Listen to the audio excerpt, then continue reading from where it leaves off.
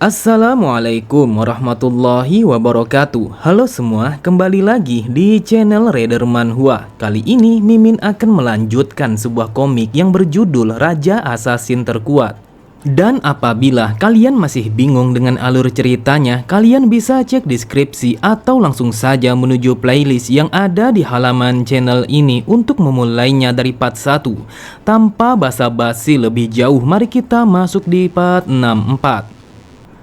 Cerita dimulai pada kediaman utama sang raja demonik. Di saat itu, sang raja baru saja mendapatkan sebuah dokumen yang telah diberikan oleh Yoseong. Sang raja berkata, "Dari yang aku lihat, kalau ini sangatlah cepat." Yoseong berkata, meskipun keluarga Seribu Harta telah memberikan dukungan finansial kepada keluarga Gyeoksa, namun tetap saja pemulihan mereka sangatlah cepat. Sepertinya para seniman bela diri dari keluarga mereka telah memikul rasa dendam yang begitu besar. Setelah meletakkan dokumen itu, sang raja berkata, mereka mungkin saja terjebak di dalam kebiasaan, akan tetapi yang namanya seniman bela diri tetaplah seniman bela diri.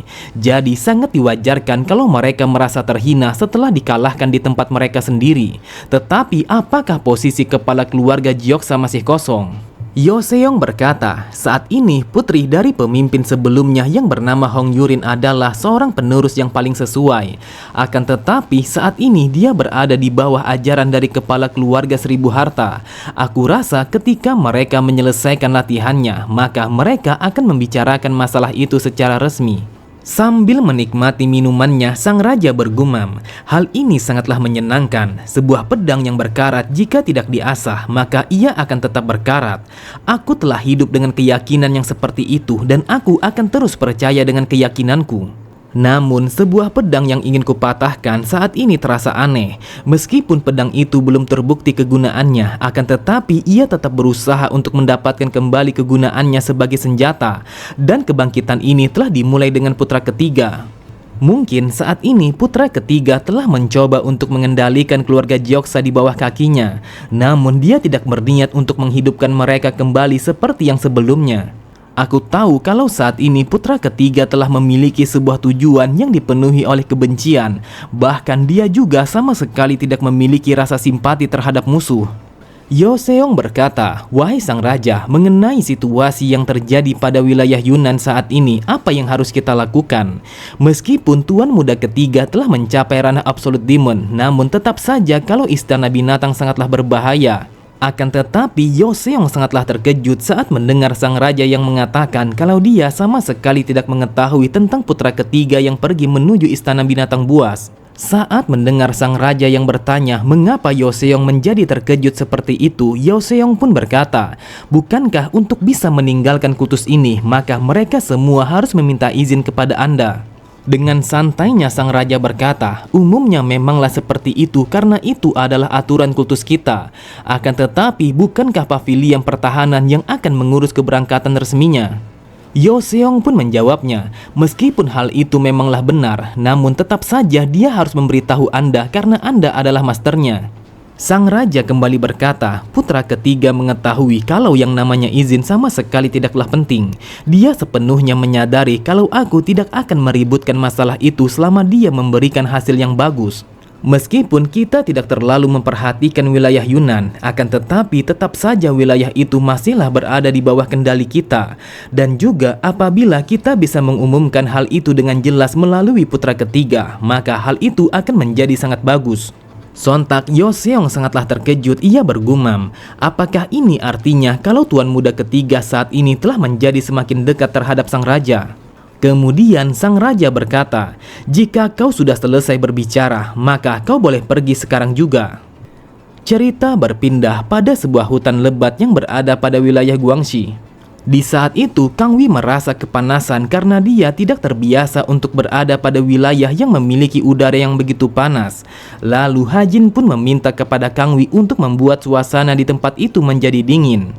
Kang Wi berkata, aku sudah memutuskan untuk tidak menggunakan teknik itu lagi. Mendinginkan saat panas dan juga memanaskan saat dingin itu adalah sebuah naluri untuk bertahan hidup yang lebih baik. Akan tetapi hal itu sama sekali tidak membantu saat berusaha untuk bertahan di dalam situasi yang ekstrim. Saat ini aku berpikir untuk menjadi terbiasa dengan situasi yang membuatku merasa tidak nyaman seperti ini, dan aku merasa kalau hal ini sangatlah baik bagi perkembanganku. Mendengar perkataan Kang Wi, Hajin berpikir dia memiliki wawasan yang sangat baik. Dia juga bisa menghubungkan kesimpulannya sendiri terhadap metode itu secara langsung. Kemudian Hajin begitu heran saat mendengar Kang Wi yang bertanya apakah Hajin akan baik-baik saja dengan hal itu. Hajin pun bertanya apa yang dimaksud dengan hal itu. Kang Wi berkata, yang aku maksud adalah adikku dan dia adalah seorang wanita yang sangat cantik. Aku tahu kalau mereka tidak akan melakukan sesuatu yang gegabah terkecuali jika mereka ingin memulai peperangan melawan kami.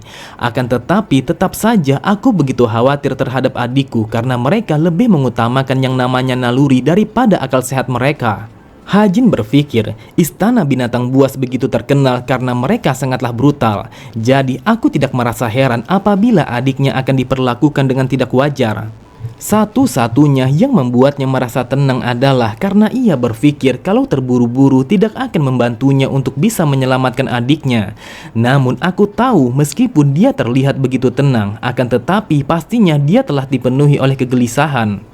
Kemudian Hajin berkata, kau tidak usah khawatir karena hal itu sama sekali tidak akan pernah terjadi. Tetapi istana binatang tidak bergerak sendirian. Mereka telah bekerja sama dengan kedua istana yang lainnya untuk mencoba memasuki wilayah Zongyuan. Jika istana binatang bertindak dengan gegabah dan juga mengacaukan situasi, maka aliansi mereka dengan istana lain sudah pasti tidak akan aman. Belum lagi mereka tidak bisa mengabaikan bagaimana cara Zongyuan memperhatikan mereka. Mendengar itu, Kang Wi pun bertanya apa yang dimaksud oleh Hajin. Hajin kembali berkata, dunia bela diri yang berada pada wilayah Zongyuan mungkin saja terlihat terbuka, akan tetapi mereka sebenarnya sangatlah berhati-hati. Bahkan jika mereka telah berhasil memasuki wilayah Zongyuan, orang-orang tidak akan melepaskan perhatian terhadap mereka. Dan juga apabila mereka telah mendengar kalau istana binatang telah melakukan sebuah tindakan yang tidak baik seperti melukai perempuan, maka hal itu akan menghancurkan mereka semua. Selain itu juga, mereka telah beraliansi dengan Rektes Heavenly. Oleh sebab itu, mereka tidak berani untuk melakukan sesuatu yang akan mengundang opini publik. Bahkan yang aku tahu kalau Damsayung, sang pemimpin aliansi Rektes Heavenly, tidak peduli dengan kejahatannya sendiri. Akan tetapi, dia sangat tegas apabila menyangkut tentang moral dan juga etika.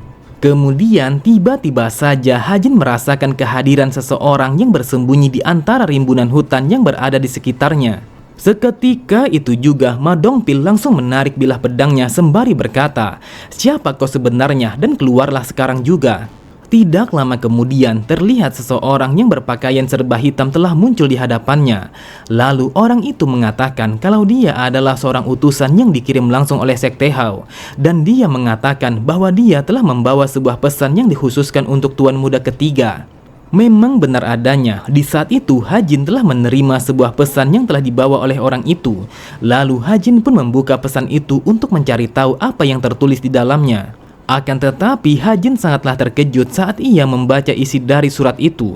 Hajin pun bertanya kepada orang itu apakah pesan yang ia kirim memanglah benar. Orang itu berkata, wahai Tuan Muda, aku sama sekali tidak tahu dengan apa yang tertulis di dalam pesan itu. Dengan tatapan mata yang tajam, Hajin berkata, bukankah kalian memiliki cabang pada wilayah Guangxi dan juga Yunnan? Jadi katakan kepada cabang kalian untuk mengumpulkan segala informasi yang berada pada wilayah pegunungan. Hajin pun mengatakan kalau mereka akan bergerak dengan menggunakan kereta kuda, dan ia meminta kepada orang itu untuk memberikan informasi itu kepadanya dengan secepat mungkin. Sebelum orang itu pergi, ia pun meminta kepada Hajin untuk memberinya waktu selama 5 hari agar ia bisa mengumpulkan informasi itu. Lalu ia pun langsung pergi meninggalkan mereka semua. Di sampingnya, Kang Wi bertanya kepada Hajin apa yang sebenarnya telah terjadi. Sambil tertawa, Hajin berkata, hal ini bisa membuatnya menjadi semakin mudah. Awalnya aku berencana untuk bermain-main bersama istana binatang dan memancingnya untuk keluar dari sarang mereka. Akan tetapi tampaknya hal itu sama sekali tidak perlu untuk dilakukan.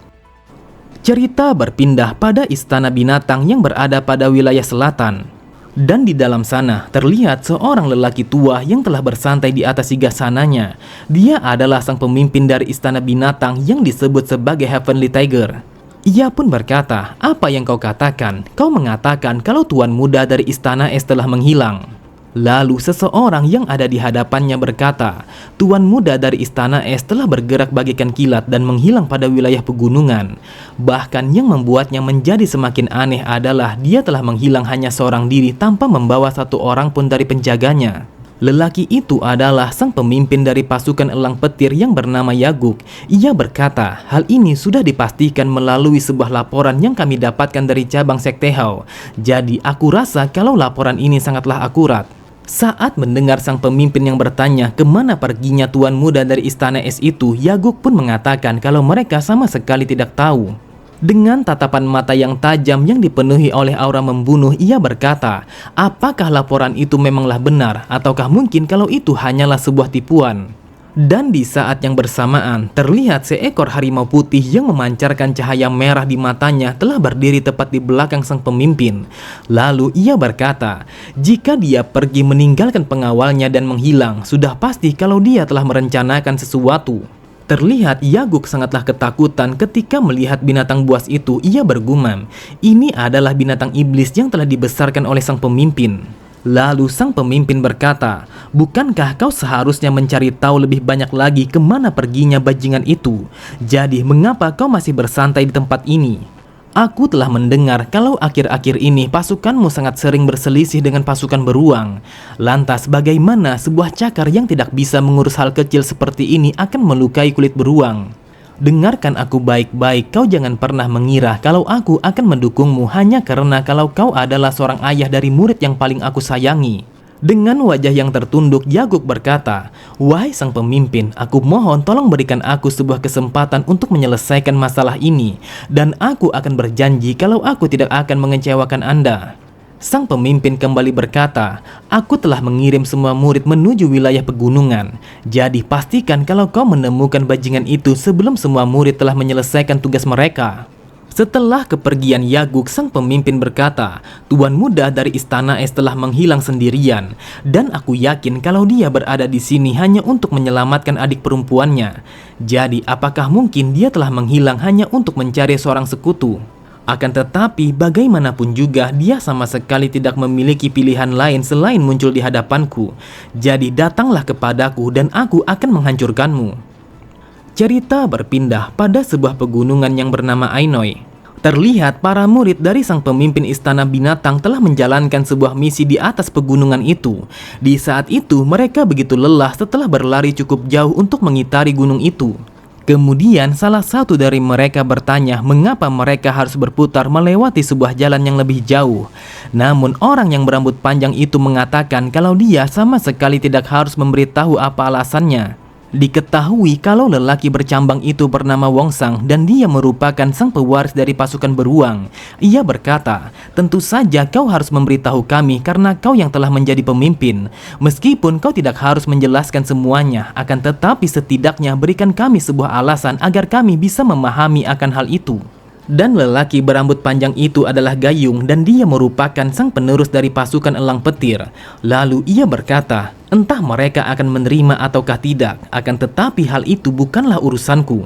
Wongsang berkata, "Sepertinya kau harus belajar kepada Yulang. Meskipun dia adalah orang yang begitu sombong dan juga kasar, akan tetapi dia tahu bagaimana caranya berkomunikasi." Dengan tatapan mata yang sinis, Gayung berkata, "Apakah kau membicarakan seorang pecundang yang telah gagal di dalam misi, dan bahkan kita tidak tahu apakah dia masih hidup ataukah tidak? Jika kau sangat mengenalnya, lantas mengapa kau tidak berusaha untuk bertambah kuat dan langsung mengambil posisinya?" Seketika itu juga Wongsang langsung terdiam. Ia sama sekali tidak bisa menjawab perkataan itu. Namun sangat jelas terlihat kalau dia begitu kesal terhadap Gayung. Beberapa saat kemudian, Gayung pun menggunakan waktu luangnya untuk melatih tenaga dalamnya. Dia telah duduk di atas batu yang letaknya agak jauh dari teman-temannya. Lalu ia pun memejamkan kedua matanya seperti yang dilakukan oleh seniman bela diri dataran tengah. Itu adalah sebuah teknik yang dikatakan sebagai teknik keberuntungan bagi istana binatang yang paling stabil. Dan itu adalah sebuah metode pernafasan yang dikhususkan untuk menghilangkan rasa lelah dan juga mengaktifkan indera tubuh sehingga ia mampu mendengar semua percakapan yang berada di sekitarnya. Memang benar adanya. Di saat itu para murid yang lainnya berkata, "Lihatlah bajingan itu, apakah dia memaksakan berlatih di tempat ini hanya karena dia disukai oleh sang pemimpin?" Mendengar percakapan mereka, Gayung bergumam, "Dasar idiot menyedihkan, mereka sama sekali tidak bisa memahami betapa pentingnya misi ini. Kita telah diusir oleh orang-orang dari kultus demonik dari gunung ini, sedangkan gunung ini dulunya berada di bawah kekuasaan kita. Aku bersumpah kali ini kalau kami pastinya akan mengambil kembali gunung ini dan aku akan menjadi orang pertama yang memulai misi ini." Kemudian Gayung menanyakan kepada mereka mengapa kedua anggotanya telah memakan waktu yang lama untuk mengumpulkan pasokan makanan.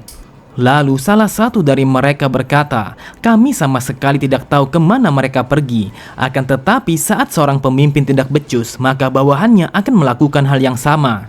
Mendengar perkataan temannya, ia pun langsung bersiul untuk memanggil seekor burung. Dan tidak lama kemudian terlihat seekor burung elang yang sangat besar telah berputar-putar di atas langit. Seakan tahu apa yang dimaksud oleh tuannya, burung itu langsung mencari di mana kedua orang itu berada. Tidak membutuhkan waktu yang lama, burung itu telah melihat kalau kedua orang yang ia cari telah mengalami situasi yang berbahaya. Mereka begitu waspada, yang seakan-akan kalau mereka telah menghadapi sesuatu yang sangat sulit untuk mereka lawan.